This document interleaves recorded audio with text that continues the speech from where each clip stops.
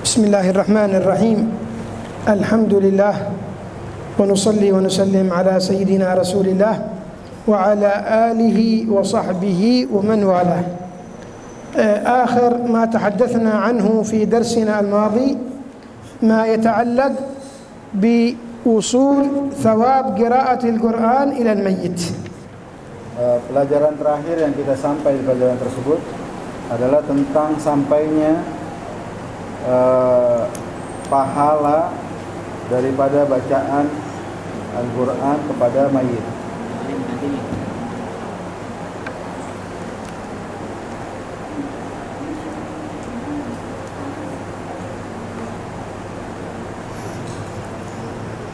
اشتغل؟ Betul. والكلام اليوم عن بعض الأحكام المتعلقة بالقبور. قال ما حكم التمسح بالقبور وتقبيلها. Dikatakan di sini apa hukumnya ya kita memegang kubur dan juga menciumnya.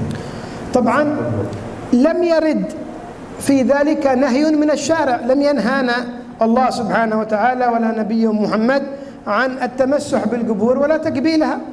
Pertama yang kita harus pegang bahwa tidak ada larangan dalam syariat baik dari Allah Subhanahu wa taala ataupun dari Rasulullah untuk kita mengusapkan tangan kita ataupun mencium kuburan. فلهذا لا يحق لأحد أن يكفر المسلمين أو يشركهم لأنه يقبل قبر. إيش هذا؟ منين جاء هذا حكم التكفير؟ Sehingga tidak pantas dan tidak boleh kalau ada orang mengkafirkan orang yang mencium kuburan. Dari mana hukum bisa mengkafirkan orang atas penciuman kuburan tersebut? لو أخذنا الأمر بالعقل، واحد جاء يقبل قبر، طيب ليش كافر؟ منين جاء حكم التكفير هذا؟ Karena kalau kita hukumkan dengan hukum akal saja. Ada satu orang datang ke kuburan terus mencium kuburan tersebut. هل اعتقد في القبر أنه إله؟ لو اعتقد في القبر أنه إله هذا يكفر قبل وإلا لم يقبل. Kalau dia meyakini bahwa kuburan tersebut adalah Tuhan, punya kekuatan sama dengan Tuhan, maka dicium atau enggak dicium kuburan tersebut kufur. لكن نحكم على واحد لأنه قبل قبر تقبيل عادي هكذا حق محبة تقول له كافر. طيب أقل شيء يقول له أن هذا مجنون، لكن كافر منين جاء حكم الكفر؟ Jadi kalau ada orang melihat orang mencium kuburan, dari mana dia bisa menghukumkan kafir? Apalagi dia mencium mungkin karena cinta dengan yang dikubur di situ, ya, atau karena punya etika tersendiri dengan orang yang dikubur di situ. Tapi dibilang kafir ini aneh. Bolehlah kalau dibilang punya orang jangan gila mencium kuburan. Masih masuk akal. طيب الآن أنا لو جيت عند هذا الجدار وقبل هذا الجدار إيش حكمه؟ Sekarang kalau Anda misalkan deketin ini tembok di belakang saya terus saya cium, apa hukumnya? لو دخل واحد منكم حصلنا وقبل الجدار إيش بيقول عليه؟ Kalau ada satu orang lihat, ya, saya cium di tembok, apa yang bakal diungkapkan oleh orang tersebut? هل سيحكم بكفري؟ Apakah orang tersebut kafir orang? لماذا؟ Kenapa dihukumkan kafir? لأني يقبل الجدار. Karena saya cium tembok. وكل من قبل شيء يعتبر كافر. مشكلة هذه. Apakah semua yang mencium sesuatu itu dihukumkan kafir? الكفر عند اعتقاد الألوهية، اعتقاد النفع والضر استقلالا. Kufur itu bakal ternisbahkan pada seseorang kalau dia punya etika tentang ketuhanan selain Allah. ايش الحكم لما واحد يقبل ابنه إلا بنته إلا قريبه؟ ايش حكمه؟ كافر؟ Apa hukumnya kalau ada orang mencium anaknya, ya, ataupun mencium putrinya? Apa hukumnya kalau dia begini? Apakah jadi kafir? منين يأتي هذا الحكم؟ Dari mana hukum semacam ini diambil? هذا يقبله رحمة أو محبة. Ini mencium keluarganya, anaknya, ini dengan karena kasih sayang. والذي يقبل القبر أيضا محبة. Begitu juga orang yang mencium kuburan karena rasa kasih sayang. وهذا أمر جائز. Ini merupakan sesuatu yang boleh-boleh saja. والعلماء فيه على قولين. Ulama dalam hal ini ada dua pendapat. قال بعضهم أنه مكروه. Sebagian mengatakan makruh. وقال بعضهم جائز من غير كراهة. Sebagian lagi mengatakan boleh-boleh saja dan tidak makruh. ولم يقل أحد أنه حرام. Dan tidak ada yang mengatakan bahwa hal tersebut haram. ويؤيد الجواز ما روى الإمام أحمد والحاكم في مستدركه. Dan yang mendukung pendapat yang membolehkan adalah yang diriwayatkan oleh Imam Ahmad Kita Mustadrak. قال أقبل مروان بن هشام هذا يوما فوجد رجلا واضعا وجهه على قبر النبي محمد صلى الله عليه وسلم. Bahwasanya Marwan suatu hari datang dan melihat satu orang laki-laki sedang meletakkan wajahnya ini di kuburannya Rasulullah. فجاء إليه وأخذ برقبته، مسك حط يده في رقبته وقال أتدري ما تصنع؟ أنت إيش تعمل الآن قاعد هنا؟ Terus ini Marwan datang ke orang tersebut, ditarik. Ini orang ditarik lehernya itu, dibilang, apa yang kamu lakukan sekarang? قال له الرجل نعم أعلم ما أصنع. Maka orang ini bilang, ya saya tahu apa yang saya perbuat. فلما رفع رأسه فإذا به الصحابي الجليل أبو أيوب الأنصاري عليه رضوان الله. Ketika Marwan ini menarik orang tersebut, ya ternyata yang ditarik itu adalah sahabat Rasulullah Abu Ayyub Al-Ansari. فقال أبو أيوب يا مروان أنا جئت رسول الله ولم آتي الحجر، أنا ما جئت من أجل الحجارة. Maka Sayyidina Ayyub Al-Ansari bilang, ya Marwan, saya datang ke sini, saya datangin Rasulullah, saya bukan datangin buat ketemu sama batu ini. وسمعت رسول الله صلى الله عليه وسلم يقول لا تبكوا على الدين إذا وليوا أهله وابكوا على الدين إذا وليوا غير أهله. يعني نحن من أهل الدين، أنا أعرف الدين وأعرف رسول الله أكثر منك يا مروان. Sampai akhirnya dia katakan, dulu saya mendengar Rasulullah SAW mengatakan, jangan kalian tangisi tentang agama ini ketika dilakukan oleh orang-orang yang merupakan ahli agama, tapi tangisi agama tersebut kalau yang melakukan tentang keagamaan itu adalah orang-orang yang bukan ahlinya. Maksudnya saya Abu Ayyub Al-Ansari melakukan ini, mencium kuburnya Rasulullah, saya ini mengerti tentang Nabi Muhammad, mengerti apa syariat itu, jadi gak usah kamu bingungkan tentang apa yang saya perbuat. فسكت مروان وانصرف. Akhirnya Marwan dia pergi dari situ. ولما قدم سيدنا بلال بن رباح من الشام جاء إلى قبر النبي محمد صلى الله عليه وسلم كما جاء في تاريخ دمشق، قال فجعل يبكي عنده عند القبر ويمرغ وجهه عليه على قبر النبي محمد صلى الله عليه وسلم حتى أقبل عليه الحسن والحسين فجعل يضمهما ويقبلهما عليه رضوان الله. Dan juga diceritakan tentang kedatangan Sayyidina Bilal dari Syam, disebutkan dalam kitab Tarikh Dimashq, bahwasanya Sayyidina Bilal ketika datang ke Madinah, beliau menangis dan beliau memeluk kuburnya Rasulullah SAW, dan beliau sentuhkan wajah beliau di tanah kuburan Nabi Muhammad SAW. Dia ciumin tanah tersebut sampai akhirnya datang Hasan dan Husain. Setelah datang Hasan dan Husain, dipeluk oleh Sayyidina Bilal, dan Sayyidina Bilal menciumi mereka berdua karena ingat dengan Nabi Muhammad SAW. وبلال وأبو أيوب الأنصاري رضي الله عنهم يعرفون الدين ولا ما يعرفون الدين؟ Bilal dan juga Abu Ayyub Al-Ansari, kira-kira mereka ngerti agama apa enggak? قال الحافظ ابن حجر نقل عن ابن أبي الصيف اليماني أحد علماء مكة من الشافعية جواز تقبيل المصحف وأجزاء الحديث وقبور الصالحين. Dan juga disebutkan oleh Imam bin Hajar bahwasanya disebutkan oleh Abi As-Saif Al-Yamani, salah seorang ulama di Makkah dari mazhab Syafi'i, beliau mengatakan boleh mencium mushaf Al-Quran dan juga buku-buku hadis dan juga kuburan para salihin. طيب الواحد عندما يقبل المصحف يجوز ولا ما يجوز؟ Satu orang cium Quran boleh enggak? كيف يجي واحد يقول لنا هذا حرام؟ ليش حرام؟ Kalau ada orang yang bilang haram ini, dari mana kamu bilang haram? أقبل المصحف أو أقبل القبر، إيش الفرق؟ Apa yang membedakan mencium mushaf, mencium kuburan? Apa yang membedakan? هذا المصحف جلد المصحف هذا جماد. Kulit daripada mushaf ini merupakan benda mati. لكن أنا لا أقبل الجلد، أقبل هذا لأنه فيه كلام الله. Saya mencium Quran bukan mencium ini kulit daripada Quran tersebut, tapi saya mencium firman-firman Allah Subhanahu wa taala. وأقبل القبر لأن فيه أحد الصالحين.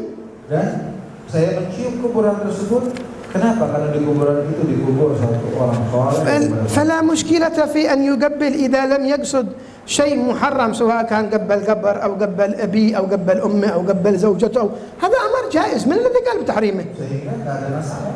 Orang mencium kuburan, mencium Quran, mencium orang tuanya, anak-anaknya dan lain-lainnya, itu tidak ada masalah. Apa yang menjadikan ini bisa jadi haram? ثم تكلم عن حكم البناء على القبور، أن يبني على القبور، سواء البناء على ذات القبر أو البناء حوالي القبر، إيش حكمه؟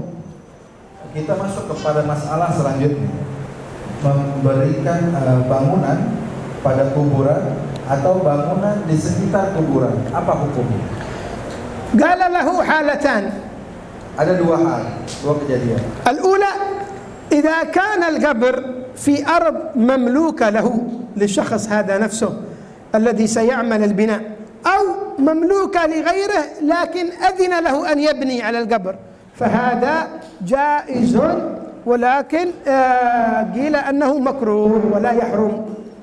Yang pertama, kalau tanah kuburan tersebut tanahnya punya dia sendiri atau punya orang lain yang mengizinkan untuk dibangun bangunan di atas kuburan tersebut, maka ini hukumnya makruh dan tidak haram. هذا إذا كان في حقي الأرض أريد أن أجعل على القبر هذا بناء أرضي أنا أو أرض غيري، لكن غيري هذا أذن لي، جائز ماشي مشكلة. Jadi kalau kasus yang pertama tadi punya saya sendiri atau punya orang yang mengizinkan saya, boleh-boleh aja. قال نعم قبور الصالحين يجوز بناؤها ولو بقبة لإحياء الزيارة والتبرك، يعني قبور الصالحين يجوز من باب أولى أن نبنيها أو أن نعمل عليها قبة أو غرفة من أجل الذين سيأتون الزيارة والتبرك يستظلون بهذا الشيء. Dan adapun kuburannya para salihin, maka ini sangat diperbolehkan untuk diberikan bangunan di atasnya, bahkan dibuatkan kubah di atasnya untuk tujuan apa? Untuk mempermudah orang-orang yang akan berziarah dan akan mengambil keberkahan dari kuburan tersebut. نسمع من بعض الجاهلين يقول لك أنت ليش تعمل قبة على هذا القبر؟ Kita dengar ada orang-orang yang bodoh, gitu, terkadang dia bilang, kenapa kamu membangun kubah di atas kuburan tersebut? هو صاحب القبر هذا محتاج إلى القبة هذا. Apakah orang yang di kuburan tersebut memerlukan kubah tersebut? ما هو صاحب القبر يا جاهل له، إلا أنا الذي بجيب أزور وغيري بيجيب يزور، نريد نستظل، ما هو صاحب القبر ما هو محتاجها. Maka kita jawab sama orang tersebut, yang butuh ini bangunan, ya, kubah ataupun bangunan beratap itu bukan orang yang di kuburan, tapi kita yang mau ziarah akan lebih nyaman kalau ada atapnya dari kuburan tersebut, sehingga kita bisa bernaung dari panasnya matahari. قال الحلبي ولو في مسبلة، يعني يجوز أن نجعل القبة ولو في مسبلة يعني موقوفة، وأفتى بذلك، وقال أمر به الشيخ الزيادي مع ولايته عندما كان له الولاية، أجاز أن نبني القبة على الأولياء والصالحين حتى في الأرض المسبلة، لكن المعتمد أن الأرض المسبلة لا ينبغي بناء ذلك فيها. Dan Al-Imam Al-Hilabi mengatakan, walaupun di tanah yang musabbalah, di tanah yang merupakan tanah wakaf statusnya, itu pun boleh dibangun untuk kaum salihin. Ya, sebab disebutkan Syekh Az-Ziyadi, ya, ketika dia memimpin, dia punya kuasa dalam negerinya, dia membolehkan dan memerintahkan untuk dibangunkan kubah pada kuburan-kuburan para salihin. الحالة الثانية إذا كان في مقبرة موقوفة أو مسبلة قال فهو حرام. لماذا حرام؟ ما هو لأنه كفر ولا شرك، لا انتبه، حرام لما فيه من التضييق للمقبرة لا غير، لأنه سيضيق المقبرة وهذه المقبرة نحتاجها لدفن فيها الموتى. Adapun pendapat yang kedua, membuat bangunan di atas kuburan di tanah yang diwakafkan, tanah yang seharusnya wakaf itu, maka ini hukumnya haram. Tapi ingat, haram di sini bukan karena mengantarkan orang kepada kekafiran, tidak. Haram di sini karena bisa membuat, mempersempit lokasi kuburan dari tanah-tanah tersebut, bukan gara-gara yang lain. Gara-gara dibangun bangunan, akhirnya orang buat kuburin jadi sempit. أنا أتعجب ممن يحكم على الناس بالكفر لأنهم بنوا على قبر قبة وإلا غرفة. منين جاء التحريم؟ كيف؟ ليش؟ إيش العلة في التحريم؟ Saya bingung kalau ada orang bilang haram hukumnya membangun bangunan di atas kuburan. Dari mana bisa ada kalimat haram tersebut? يقول لك أنتم تعبدونه. Mereka bakal bilang sebab kamu bakal menyembah dia. اسمع، اللي يريد يعبده بيعبده بقبة ولا من غير قبة. Ketahuilah, orang yang kalau dia mau menyembah kuburan, ada gubahnya, kayak gak ada gubahnya, dia sembah aja. اترك الجنون هذا. tinggalin nih pola pikir orang gila kayak gitu. لو واحد جاب السيارة حقه وعمل لها قبة دخل السيارة داخل قبة نقول له أنت كافر. Kalau ada orang ya punya mobil terus dibangunin kubah buat mobilnya, dia masuk ke kubah tersebut itu bilang kafir. والنبي ما هو مدفون داخل قبة. Nabi Muhammad bukankah Nabi dikuburkan di dalam kubah? يقول لك هذه القبة إلا بنيت في زمن العثمانيين. Mereka bakal bilang ini kubah dibangun di zamannya Utsmani ketika mereka berkuasa. طيب تمام. النبي عندما دفن فين؟ Nabi ketika dikuburkan di mana? داخل حجرة السيدة عائشة. Nabi Muhammad ketika dikuburkan di dalam kamarnya Sayyidatina Aisyah. داخل حجرة. Bukankah ini bangunan kamar? أنت المشكلة عندك في السقف إن كان مدور ولا مستطيل ما هو مشكلة. Atau masalah kalian ini masalahnya bentuk atapnya lurus ataupun bundar seperti kubah, itu jadi masalah? لو كان لا يجوز الدفن داخل الأماكن المبنية لكان رسول الله دفن في بقيع الغرقد. Kalau memang tidak boleh menguburkan jenazah di tempat yang teratapi, ada atapnya, Nabi pasti dikuburkan bukan di kamar, dikuburkan di baqi'. ودفن بعدين عنده أبو بكر وعمر كلهم داخل الحجرة. Bahkan dikuburkan setelahnya Sayyidina Abu Bakar, Sayyidina Umar, semuanya di kuburan yang sama di dalam kamar tersebut. طيب ورد هناك حديث نهى فيه رسول الله صلى الله عليه وسلم عن تجصيص القبور والبناء عليها والكتابة عليها. فيمكن يسأل السائل يقول على ماذا يدل هذا النهي؟ 3 أمور: تجصيص القبور والبناء عليها والكتابة عليها. بعد نشرحه. Nabi Muhammad pernah melarang. Ada hadis yang melarang ada 3 hal. Ya, yang pertama adalah menulis.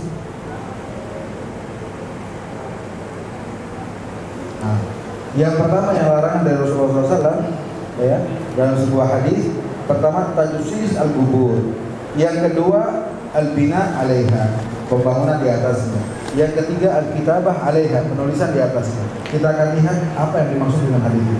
أولا نقول اتفق العلماء على أن النهي للتنزيه وليس للتحريم.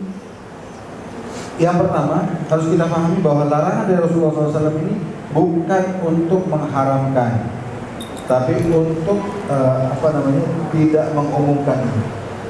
الدليل على ذلك Mana dalilnya?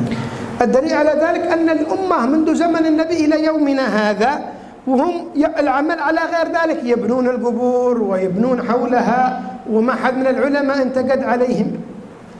Dalilnya bahwa ini bukanlah hadis untuk mengharapkan, bahwa dari zaman Rasulullah sampai zaman sekarang banyak dari zaman ke zaman kuburan yang ada bangunan di atasnya, ada tulisan di atasnya.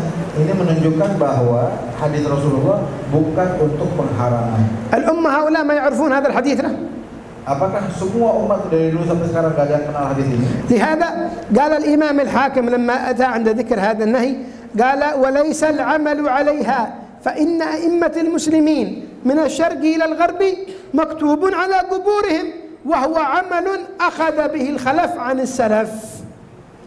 Dan juga dikatakan oleh Imam Hakim bahwasanya ketika menyebutkan hadis ini, ya, yang terjadi di dalam kehidupan adalah selain dari hadis tersebut, karena ini hadis tidak mengharapkan, sebab semua a'immatul muslimin dari timur ke barat dituliskan di atas kuburan mereka tulisan nama-nama mereka.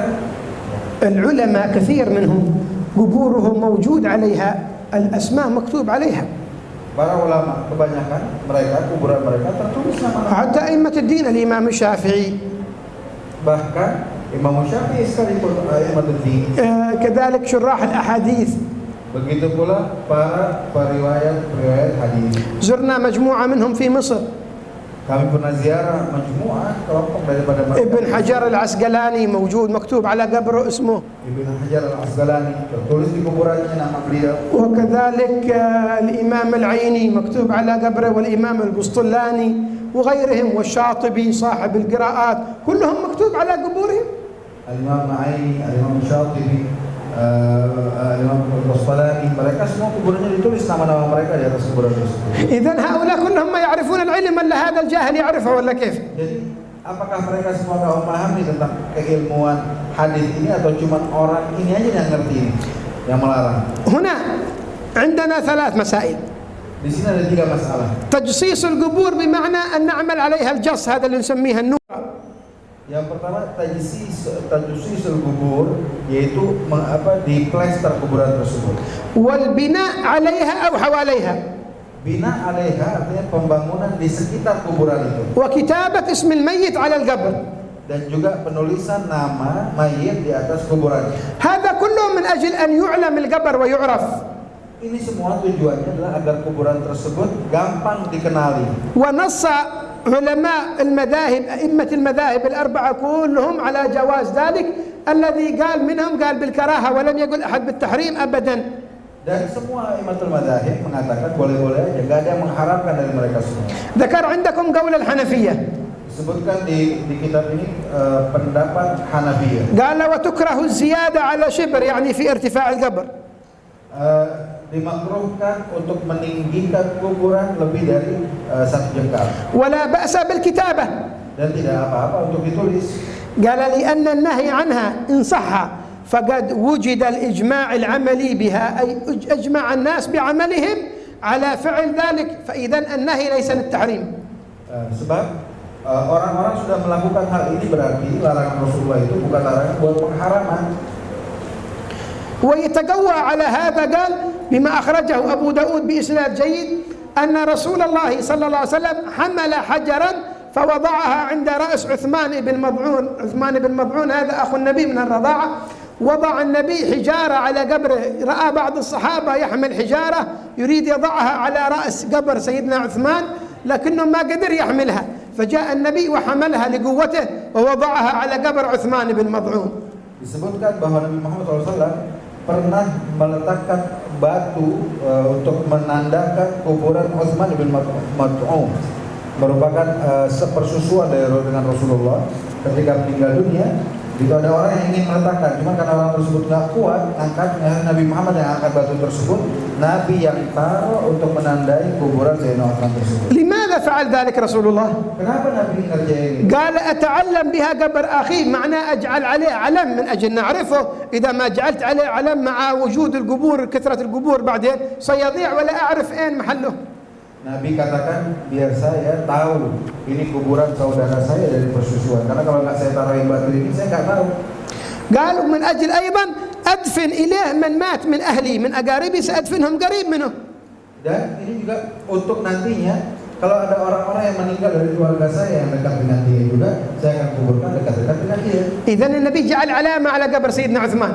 Kalau begitu berarti Nabi Muhammad meletakkan tanda di kuburnya Sayyidina Utsman yang merupakan saudara sesusuannya Nabi. واسمع هذه العلامة اللي جعلها النبي محمد ما هي حجارة صغيرة له. Dan tanda itu bukan batu-batu kecil. إنما كانت حجارة كبيرة، حتى قال بعض الصحابة كان الشجاع منا الذي يقفز عليها. Bahkan dikatakan batu tersebut besar. Ya. Bahkan yang bisa kalau digambar itu batu gedenya seapa, cuma orang-orang yang jagoan dari kita yang bisa kelompatin itu batu. Lihat gedenya seapa itu batu. إذا مقصود النبي أن يعلم القبر. Tujuan Nabi Muhammad biar kuburan itu bisa mudah diketahui. والكتاب على القبر من أجل أن نعرفه. إذا هذا المقصد نفسه. Begitu juga tulisan di atas batu nisan di kuburan.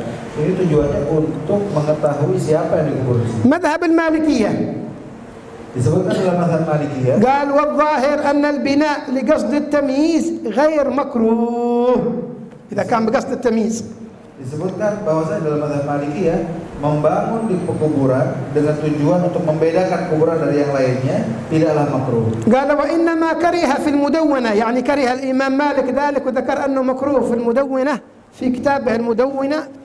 كره البناء الذي لا يقصد به العلامة، يعني بناء هكذا من غير سبب. لماذا تبني؟ قال هكذا، لا هذا مكروه قال الإمام مالك. Adapun kata Imam Malik dalam kitabnya Al-Mudawwanah disebutkan bangunan yang dimakruhkan di kuburan itu bangunan yang tidak ditujukan untuk memudahkan pencarian kuburan, maka ini makruh. قال وإلا فكيف يكره ما قصد به معرفة قبر وليه، أبوه أخوه أمه قبر قريب ويريد يعرفه، كيف نقول له مكروه؟ Sebab kalau orang membangun di kuburan dengan tujuan biar dia tahu kuburan keluarganya, dari mana bisa dimakruhkan?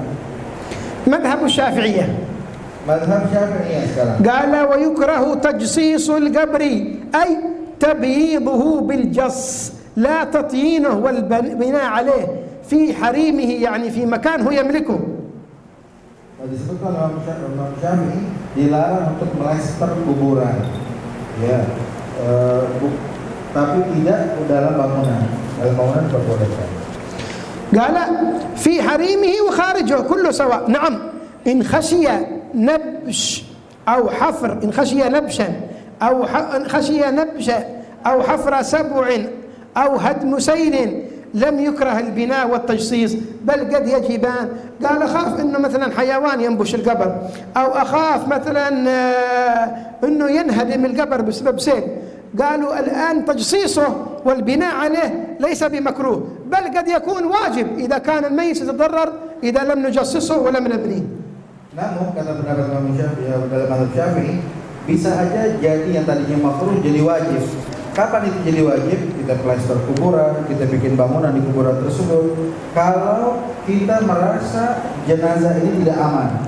Tidak aman dari apa? Pertama, tidak aman dari orang yang suka menggali kuburan, mencuri dalam di kuburan tersebut. Yang kedua, dari binatang buas yang bisa menggali dari kuburan itu, atau bisa terbawa hanyutnya air.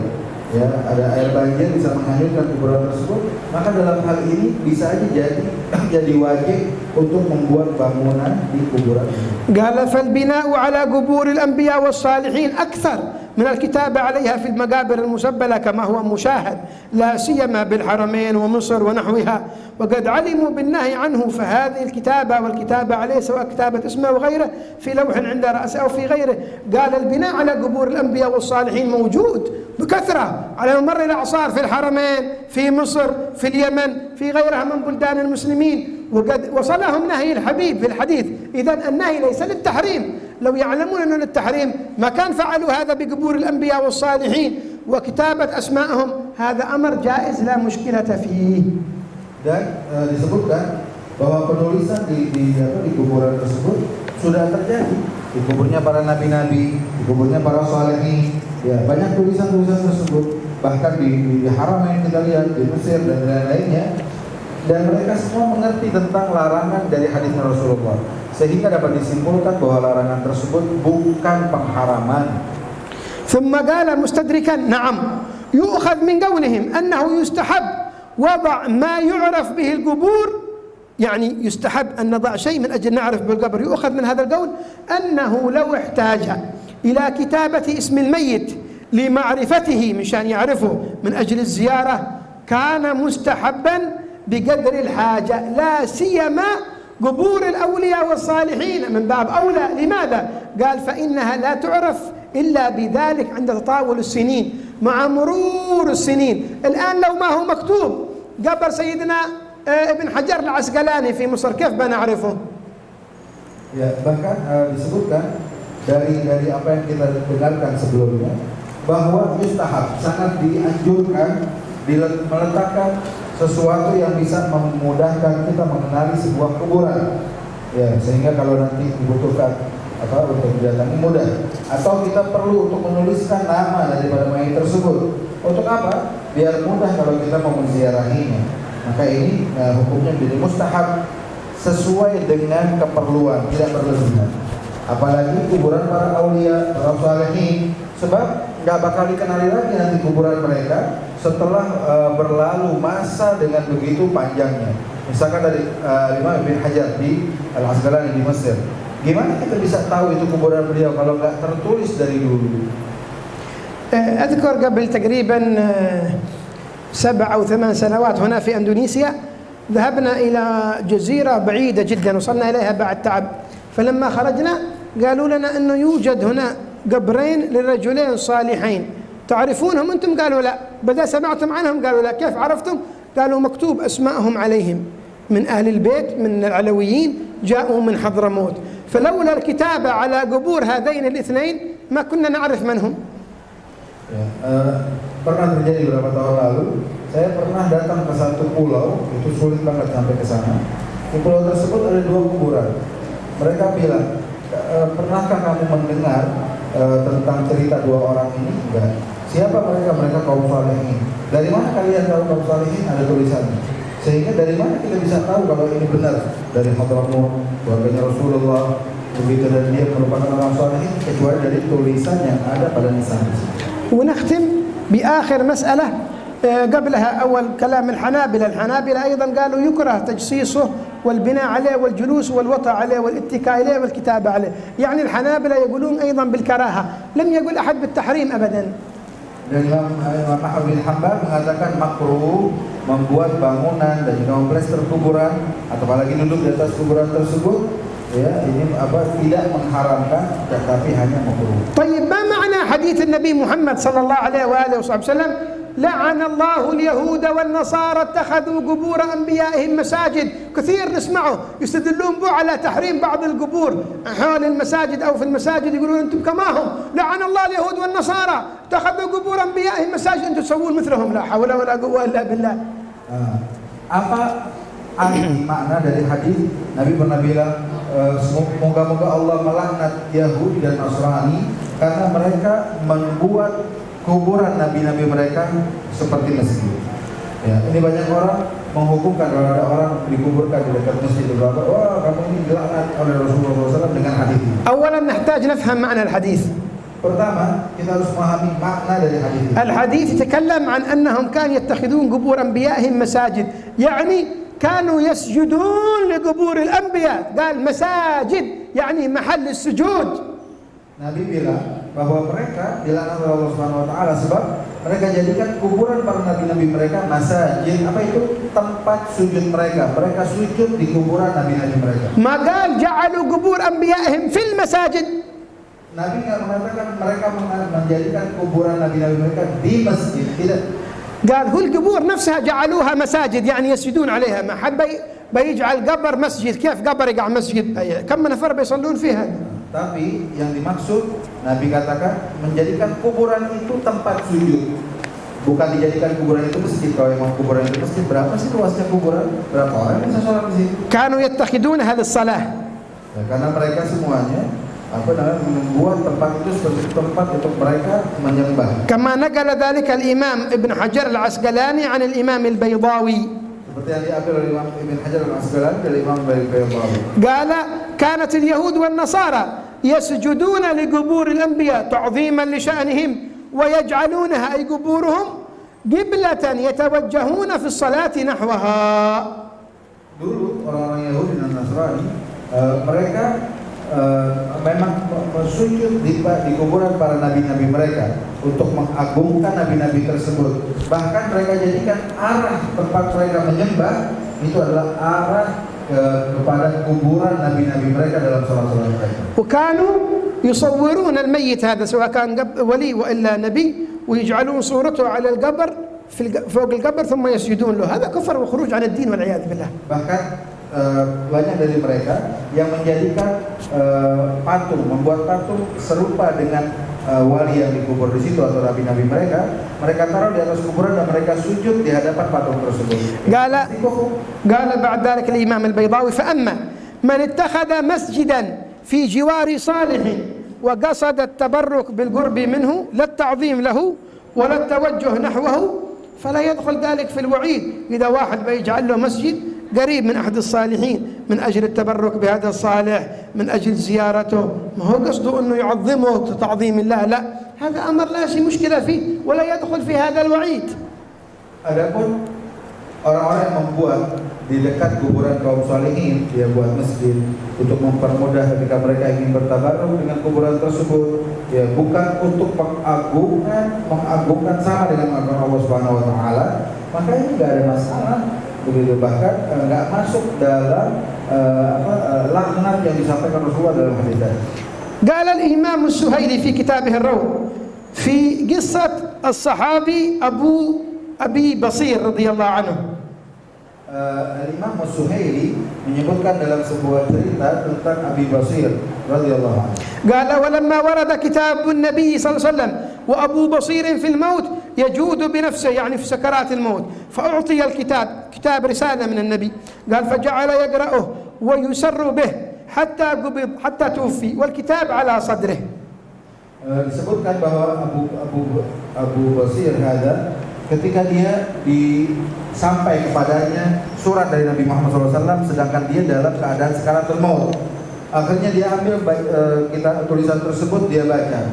Dia senang sekali sampai akhirnya dia meninggal dunia, tulisan Nabi Muhammad ada di tangannya. فجاء ودفنه أبو جندل أحد الصحابة، قال وبنى عليه هناك، بنى عليه مسجد يرحمه الله، وقدم أبو جندل ومن معه إلى المدينة. أبو جندل بعد ما دفن أبو بصير جعل حواليه مسجد. Dan disebutkan bahwasanya Abu Jandal ketika menguburkan Abu Basir tersebut membuat di sisi kuburan tersebut masjid. Setelah jadi masjid baru mereka pulang ke Madinah. هذا يبين لنا حكم الدفن في المسجد. Ini menunjukkan pada kita hukum menguburkan di dalam masjid. دفن الميت في المسجد ابتداء حرام لا يجوز. Bahwasanya menguburkan jenazah دفنه في المسجد مباشرة ما يجوز، حرام. menguburkan jenazah di dalam masjid ini tidak boleh. لأنه يلوث المسجد بصديد الميت. Sebab akan mengotorkan masjid ya dengan kondisi jenazah tersebut. وتربة المسجد محترمة. Dan tanah masjid adalah tanah yang terhormat. لكن إذا دفن ميت ثم وسع المسجد فصار القبر داخل المسجد، إيش حكمه؟ Sekarang kasus kedua, mayit dikuburkan di luar masjid, cuma masjid itu diperluas, akhirnya kuburan tersebut ada dalam masjid. Apa hukumnya? جائز. Maka ini boleh. لكن يجعلون بين القبر وبين المصلين حاجز، شاخص هكذا جدار ولا شيء. Namun dibuat batas antara kuburan tersebut dan orang-orang yang sholat, dibuat batasan. ما الدليل على ذلك؟ Apa dalilnya? قبر النبي محمد صلى الله عليه وسلم Kuburannya Rasulullah SAW داخل المسجد. di dalam masjid. وسع المسجد سيدنا عمر بن عبد العزيز خامس الخلفاء الراشدين، فكان القبر داخل المسجد في التوسعة الأخيرة حق عمر بن عبد العزيز. Dalam perluasan yang dibangun oleh Sayyidina Umar bin Abdul Aziz, ya Khulafaur Rasyidin yang kelima, dia jadikan akhirnya kuburan Nabi Muhammad ada di dalam masjid. وكان عنده أبو بكر وعمر رضي الله عنهم. Dan di situ juga ada kuburan Sayyidina Abu Bakar, Sayyidina Umar. قبورهم داخل المسجد. Kuburan mereka sekarang dalam masjid. حد من العلماء قال حرام. Apakah ada ulama yang bilang haram? مرت الأمة بعلماء أجلة من ذاك الزمن إلى زماننا هذا، حد قال حرام. Banyak ulama yang ada dari masa tersebut sampai masa sekarang ada yang bilang haram. حتى من التابعين حد قال حرام. Bahkan tabi'in apa bilang haram. إذا وسع المسجد فاحتيج إلى إدخال القبر إليه لا مشكلة، لكن يجعل هناك حاجز. Ya, jadi kalau ada perluasan di masjid tersebut, akhirnya kuburan ini masuk dalam wilayah masjid, nggak apa-apa, boleh-boleh saja, tapi diberikan pembatas. وهنا ملحظ مهم في هذا الحديث لعن الله اليهود والنصارى. Dan ini perlu kita perhatikan hadis ini tentang laknat Allah terhadap Yahudi dan Nasrani. الحديث يقول لعن الله اليهود والنصارى اتخذوا قبور أنبيائهم، يعني اليهود والنصارى اتخذوا قبور أنبيائهم مساجد.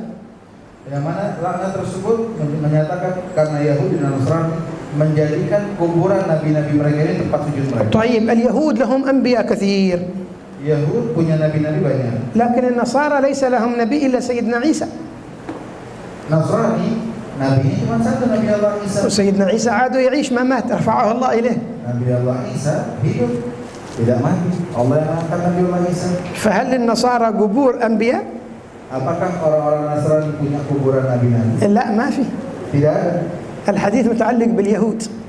Hadis ini punya hubungan dengan orang Yahudi. ذكر النصارى من تصرف الرواة. Penyebutan kalimat Nasara ini dari tasarrufnya periwayat-periwayat hadis. وأخيرا ما ذكره النبي من قوله في الحديث لسيدنا علي لا تدع قبرا مشرفا إلا سويته، يعني لا تدع قبر ظاهر إلا سويته بالأرض. إيش معنى هذا الحديث؟ Yang ketiga adalah tentang hadis Rasulullah SAW pada Sayyidina Ali bin Abi Thalib, tidak ada kuburan yang kamu lihat meninggi ya Ali, tanahnya tersebut, kecuali kamu ratakan. Apa maksudnya? قال الإمام النووي Imam Nawawi mengatakan في الحديث يدل على أن السنة أن القبر لا يرفع على الأرض رفعا كثيرا كبيرا جدا. disebutkan bahwasanya disunnahkan bahwa kuburan itu tidak lebih tinggi dari tanah dengan ketinggian yang berlebihan. ولا يسنم، معنى التسنيم يجعله مثلث هكذا كما سنام الجمل، مثلث هكذا. Dan juga tidak dibuat dia jadi berbentuk apa segitiga gitu. بل قال يرفع نحو شبر ويكون مسطح. Namun yang baik adalah dinaikkan sekisaran 1 jengkal dan dia rata, berbentuk rata. ورغم انه النبي قد ذكرنا صلى الله عليه وسلم جعل حجاره كبيره على قبر سيدنا عثمان بن مظعون رفعه. Di dalam kondisi lain, padahal Nabi Muhammad menaruh batu besar di kuburan Sayyidina Utsman yang merupakan saudara susunya Rasulullah. حتى ذكر أن خارجة بن زيد كما ذكرنا لكم قالوا نحن شبان الشجاع مننا الذي يجتاز الذي يقفز على قبر عثمان بن مظعون. Jadi disebutkan ketika Sayyidina Utsman bin Maz'un dikuburkan ditaruh batu, disebutkan bahwasanya yang bisa melangkahi batu tersebut itu cuma orang-orang yang kokoh di antara kita, yang serap, yang kokoh berani bisa melangkahi. وإذا عرفنا سبب الحديث تبين لنا المعنى. Masalah ini kalau kita tahu tentang sebab hadis ini, kita bakal tahu. سبب الحديث أن النبي أرسل سيدنا علي بن أبي طالب كرم الله وجهه إلى اليمن ليهدم قبور اليهود في اليمن. قال تدع قبرا مشرفا إلا سويته. هذا بالنسبة لقبور اليهود. Apa maksud dari kalimat hadis tersebut? Sebab menurutnya adalah Sayyidina Ali dikirim ke Yaman oleh Rasulullah dan diperintahkan Nabi Muhammad untuk meratakan semua kuburan orang-orang Yahudi. Hingga Rasulullah katakan, kalau kamu melihat ada kuburan yang naik lebih tinggi dari tanah, maka ratakan kuburan tersebut. Kuburan siapa? Kuburannya orang-orang Yahudi. Wallahu a'lam. Wallahu a'lam. Syekh soalnya? Ada mau nanya silakan.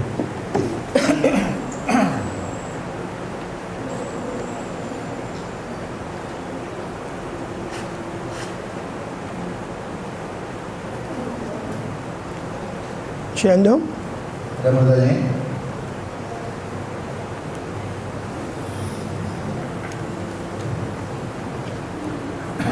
Ada yang bertanya?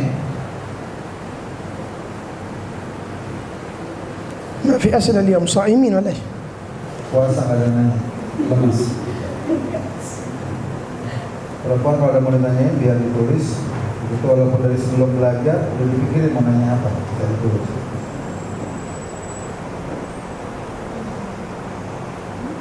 Nggak ada mau nanya?